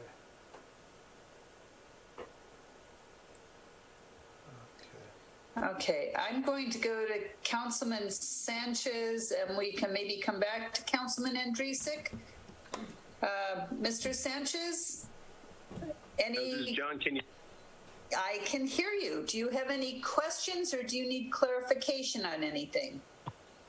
Yeah, I just kind of wanted to follow through on Dave's point about the parking, and I'm wondering if park all the streets on La Lata. And I just think we just for some forethought, maybe some timed parking or something like that to accommodate, the circulation issues with the cars and parking there. Okay. Thank you. Other than that, good. Yeah. Thank you. Thank you. It's nice to hear your voice. Councilman Andresic, are you? There you are. I had to get a pit stop. I would like to sit through the next one if you don't mind, but I'm happy to speak. Okay, we're asking for any questions or if you need any clarifications. If you'd like, I can ask Vice Mayor Mercado and come right back to you again. Thank you. There you go. Vice Mayor, any questions or clarifications? Yes, I'd like to thank Brandon and Michael. I think it was a great presentation. This is definitely something that we're looking to put on Avenue of the Flags. I did have a question for Bethany. You talked about the street trees that were going to be in grates. Because we've had some issues on Avenue of the Flags with having to replace the concrete and replace trees. So the ginkgos, their root systems are not going to be an issue 5 years down the road or 10 years down the road, being that this is such a close to the street, and do you perceive any issues? I would just like to say, Mr. Councilman, that of all of the trees that could possibly be planted, ginkgos are one of the most urban friendly. They don't have an aggressive root system. They don't tend to surface root. So aside from the fact that it's a tree and it has roots, I mean, that kind of comes with the territory, but they are very well behaved, especially in urban environments. They're actually especially good at filtering out smog and doing other things, which is one of the other reasons I chose them. Okay. Thank you. Mm-hmm. Anything else, Vice Mayor Mercado? No. All righty. Then I will go back to Councilman Andresic. Any questions or clarifications that you need? I think the presence of the story poles has having an impact on my the feelings I had when we visited this project the last time, and then this is a more substantial project, and I'm really feeling that we are pressing the story poles are a boxy look, and I think when we've dealt with height and size of buildings, it's always been favorable to come two stories in the exterior and work your way up, pick up the extra density that you need in the center, more of a tower situation. I just think it's a monster instead of a project. And Brandon, the drawings were wonderful. When the last time I visited it, I enjoyed the artwork, the detail, the rounding corners. All of the presentation sounds good, but there is a undercurrent of the story poles just putting a damper on the height, the upcoming height of the project. Okay, thank you. Before I get to the three public comments that I do have, I don't have any questions. I don't need clarification. I do want to commend everybody who's had a hand in this project. I know our planning commission has been very intense. Our city staff and Mr. Mann and Holiday and Waleed, everybody has worked very, very hard to put this project together. Bethany, you couldn't hire a better landscaper to do the work. And I don't have any questions. You've answered everything I could possibly have. So with that, let me move to public comment. The whole idea of putting this on tonight was to start getting the public talking about it. We did get 3 letters. If anything comes in, Linda, while this is going on, please let me know. But our first public comment says, Mayor and council members, I want to put my support to the Creekside Village Apartments. These units are badly needed in the city of Buellton. We need places for families and seniors to go and feel safe. The fact that they are putting aside low-income apartments is a bonus. I think this project not only serves a need for housing, but it starts us to the beautification of Avenue of Flags, which is a bonus to all residents. We need to be sure that we let people know that the people in the units, I guess the ones that are there right now, will either be able to come back and apply for the nicer building, or they will be given a check that will be life-changing for some of the residents. With the relocation check, some of the residents can move to their family members in other areas. They have wanted to go closer, but they've not had the funds to do so. Thank you and the council for taking the time to listen to this project. Pam Nico, Buellton Senior Center. Our second one, Dear Planning Commission, I am sending you this email in my support of this project for Avenue of Flags. Creekside Village will provide more apartment units for workers, families, and seniors within our community, which is greatly needed. This project will also increase the desirability of Avenue of Flags with commercial businesses for locals and tourists to enjoy. I look forward to this type of positive growth on the Avenue of Flags as it supports our growing local community. Thank you for your time and consideration. James D. Withrow. One more. Dear Madame Mayor and members of the council, I would like to express my support for the Creekside Village mixed-use development on the Avenue of Flags. I think the developer has done an exceptional job with the design given the details of the specific plan for the avenue. Knowing how many years the avenue has been the topic of conversation and the hours and money spent on the visioning process, it is nice to see some activity and interest finally taking place. This project could initiate future development on the avenue, which would eventually lead to the walkable, vibrant downtown center we hope to see. Buellton is an idyllic place to live and work, and this project offers a combination of both. The avenue has great potential and is one of the last few places left to enhance and improve in the city. We have a specific plan that has been put in place for future development, and I believe the project would prove beneficial to the city and the residents alike. I encourage the council to move forward with the approval of Creekside Village, and thank you for your time and consideration. Kind regards, Kathy Vreeland. Those are the 3 that we've received so far. Linda, have we gotten any other letters for public comment on this item? Oops, hold on just a second. I'm muted here. No comments. No. All righty. Thank you. So we got an incredible presentation. We got a lot of detail in our packet. We are going to continue this. Is that the right word? Or bring it back for a second reading and more public comment next week?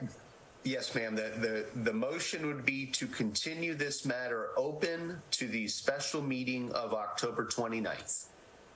All righty. Do I hear the motion? Make that motion, Madam Mayor. Vice Mayor Mercado made a motion. Second. Dave King seconds the motion. Linda? Okay, Vice Mayor Mercado. Aye. Councilmember King. Aye. Councilmember Andrusik. Aye. Councilmember Sanchez. Aye. And Mayor Sierra. Aye. Thank you all very much for a wonderful presentation. I look forward to continuing the conversation next week. Thank you. Thank you. Thank you very much. Thanks. Okay, and with that, we move on to council member comments / items. Councilman King, do you have any comments / items? No, ma'am, not at this time. All righty. Councilman Andrusik, any comments / items? Yes, ma'am. I've been approached, and with the recent fires that are springing up in other communities, I've been contacted by some people that they're concerned about the presence of open fires down around the riverbed, and I'm just trying to stay ahead of a catastrophe and asking if we could consider getting a report from our fire department of what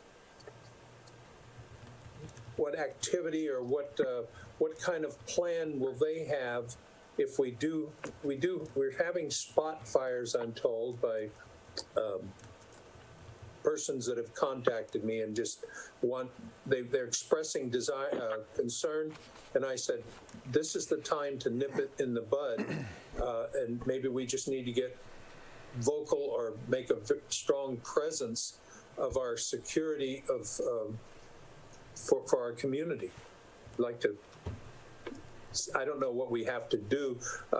If perhaps the fire department could give us a workshop, a small workshop, or city council's concerns about, I can't be the only one that feels that small, fires get out of control, the wind gusts up, and all of a sudden we've got a major fire in a community. So and this just came in the last day. Actually, it was this morning and into this afternoon. So I haven't discussed it with any other council member or city staff. But I would like us to maybe Greg or Scott in the previous communities have experienced the concerns of the citizens, and how do we go about accommodating them, or at least working with the professionals. I'm not talking about, we don't want to hear ideas. We want to see how does a fire department deal with open fires? What are our rights as community leaders and residents? So just coming forward. There's Madam Mayor and Councilmember Andrusik, I thank you for bringing this to our attention. I have not been made aware of this either up to this point. This is a little more complicated issue than simply bringing the fire department into this. Down in the riverbed, those areas are outside of the city limits, so we're dealing with multi-jurisdictional issues here. I will be happy to discuss this with both the fire department and the sheriff's department, as well as any relevant agencies from the county, to determine what the scope of the problem really seems to be, and then what actions can be taken to address that. And we'll be happy to come back to the City Council with a report. And if at that point the City Council determines it's appropriate to schedule some kind of public workshop or ask for additional educational response from city staff, we'll be happy to take that. And this was close to, we had it slipped my mind now. The reaction we had, it wasn't fires, it was something else. I apologize. I had it lined up while I was listening to what you were saying, and it blew right through. So but if you'd like to contact me tomorrow, we can discuss this a little bit further, and we'll get on that right away. Okay, thank you. Terrific, thank you. Councilman Sanchez, any comments / items? Hello. No, not at this time. Thank you very much. Thank you. Vice Mayor Mercado, any comments / items? No, I'm good. Thank you.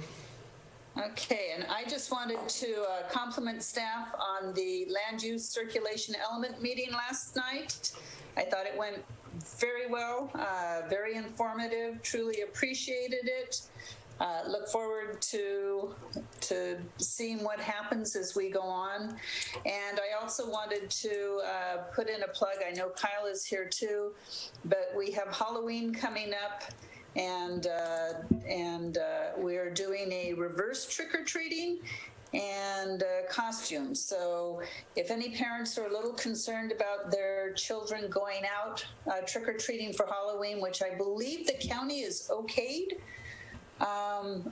we have a wonderful program going on at our Park and Rec, and contact our rec department for a reverse, have a costume person come and deliver candy to your house. So anyway, that's all I got. Do we have any written communications? No, ma'am, not this evening. Okay, committee reports. Do we have any committee reports? Councilman Andrews? Yes, ma'am. Today's Central Coast Water Authority met. We had a good meeting. Probably one of the biggest things is brought to our attention, both Orville and San Luis reservoirs are down in their elevations, and that this is pretty early to have that happen. There's no forecasting for what our water situation is going to be, but I just wanted to bring it to your attention, and I'll keep you posted with next month's meeting or anything that crops up for. I won't be surprised if a legislator maybe want to start allocating or rationing meters or quantities of water, but that wasn't the topic. This was just letting us know the status of the water that we count on being available, and both reservoirs are down, not disastrously, but it's trending down, which isn't good for going into a dry spot. Okay, thank you. Anybody else? Anybody else with a committee report? I did have one, Madam Mayor, whenever. Please, Vice Mayor Mercado. Yes, we had a Chamber Visitors Bureau meeting on Monday, and Kathy was saying, with the consent of all the other members, that numbers are picking up in Buellton, both for our hotels, our restaurants. Avenue Flags, the RV park is doing great numbers. They're almost every weekend, they're at capacity. So people are moving, and they're coming to the Central Coast. A couple weeks ago, they just got done filming a commercial for the city of Buellton to be used on Madden Media. So whenever you call up either our website or something that has Buellton, they will. It's not finalized yet, but they are working on doing a final one. But it'll be a 30-second commercial on your internet. So it shows horseback riding, the wines, the restaurants, just all the good things that are happening here in Buellton. So that'll be up on the website here pretty quick like, and anybody who hits, whether it's the Buellton website or just Google, what to do in San Ynez Valley, there'll be that little 30-second blurb highlighting all the good things that are happening here in Buellton. So that's a great project for us, and through COVID, they are hanging tight. Thank you. Thank you.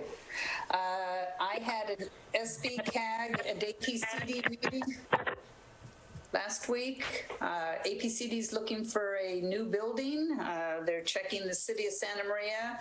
I think Buellton would make a great location too, but we'll see. And SB-CAG, we filled 2 North County Measure A oversight positions that were vacant. Let's see, what else? Next week, we are having a joint use committee meeting after, almost a year? I believe that's Mr. Mercado, and anyway, looking forward to that. That's all I've got.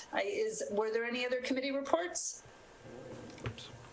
Hearing none. Madam Mayor, Yes. I recall for Scott's benefit, it was the emphasis when we had speeding and there's excessive speed on Central, and our motorcycle police officer at that time, Officer Wynn, just grabbed hold of it, really bombarded the area with violations, and we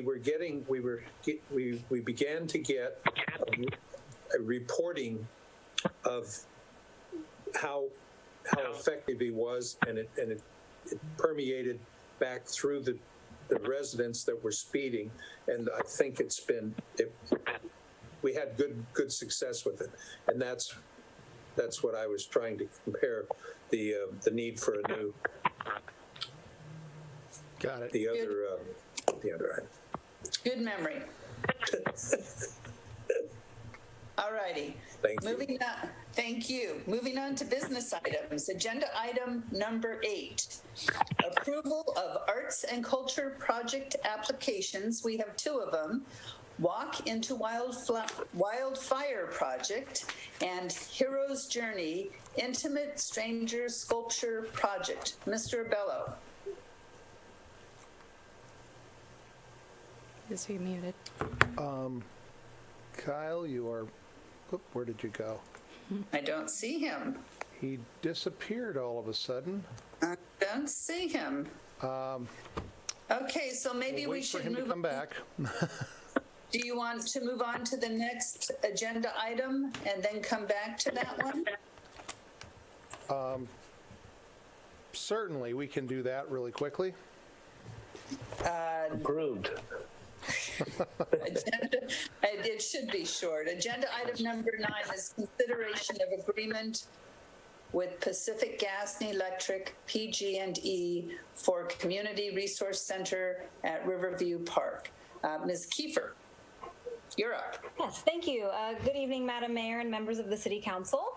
The item you have before you tonight is the consideration of an agreement with Pacific Gas and Electric for the purpose of establishing a community resource center related to public safety power shutoff events, or as they are commonly referred to, PSPS events at Riverview Park in Buellton.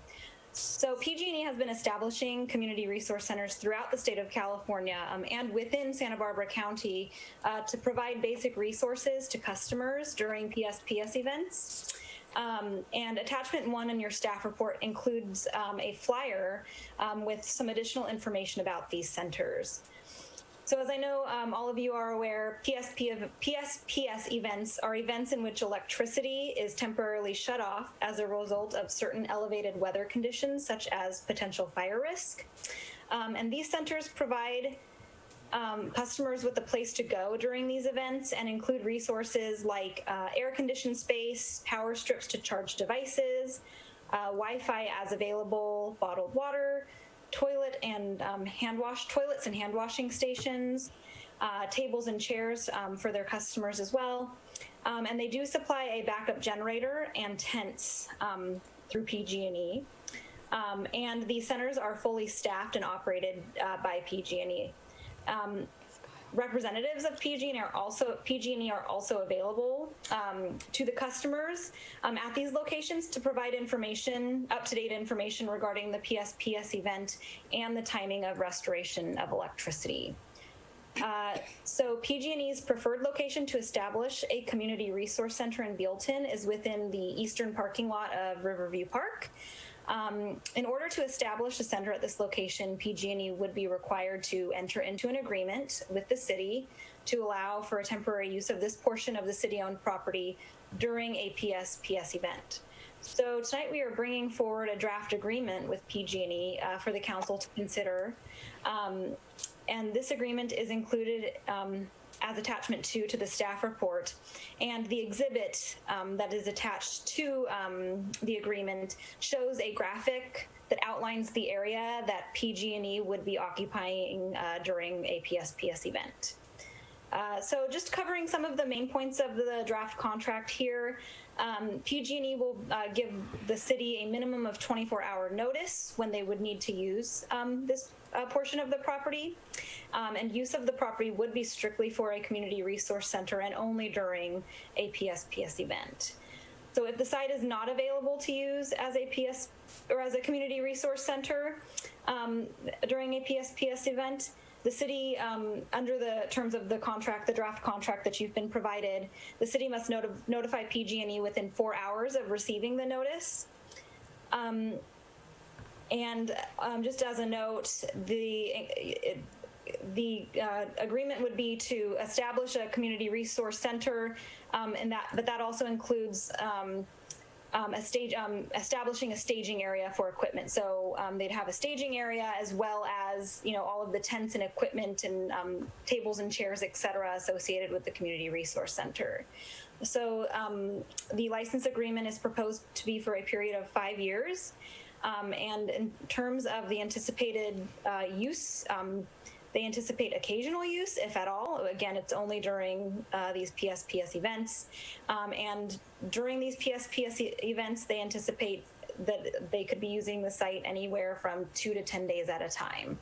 I just wanted to also point out that upon restoration of power, the language in the contract or in the agreement does state that PG&E would be removing all equipment, materials, and waste associated with the community resource center, and they would be repairing and restoring the location to as nearly as possible the original condition as the way they found it. And just a point I would like to make about the establishment of the Community Resource Center related to Riverview Park reservations is that during these PSPS events, PG&E would be bringing in all of their resources and establishing the Community Resource Center in the specific area designated at Riverview Park. So as the area proposed for the center is not located within any of the reservation areas, and the western parking lot would be left available for park users to park their vehicles. It's not anticipated that the establishment of a community resource center would affect the existing park reservations during a PSPS event. However, it is possible that Riverview Park reservations may or could need to be canceled in order to accommodate the community resource center. So just to ensure that those wishing to make park reservations are aware of this remote possibility, the Riverview Park application would be updated just to include a clause with language to that effect. So PG&E would be, again, providing all of the necessary staff, equipment, supplies, and services to fully operate the Community Resource Center during a PSPS event at no cost to the city. And as mentioned earlier on in my report, PG&E would also restore the use area to its condition prior to the establishment of the Community Resource Center. So therefore, fiscal impacts to the city are expected to be minimal. At this time, the recommendation is that the City Council authorize the City Manager to enter into an agreement with PG&E for purposes of establishing a Community Resource Center on a portion of Riverview Park during PSPS events. That concludes my report, and I'm available for any questions that you may have. Thank you. Before I open it up for public comment, are there any questions for Andrea? I have one, Madam Mayor. Certainly. Vice Mayor Mercado?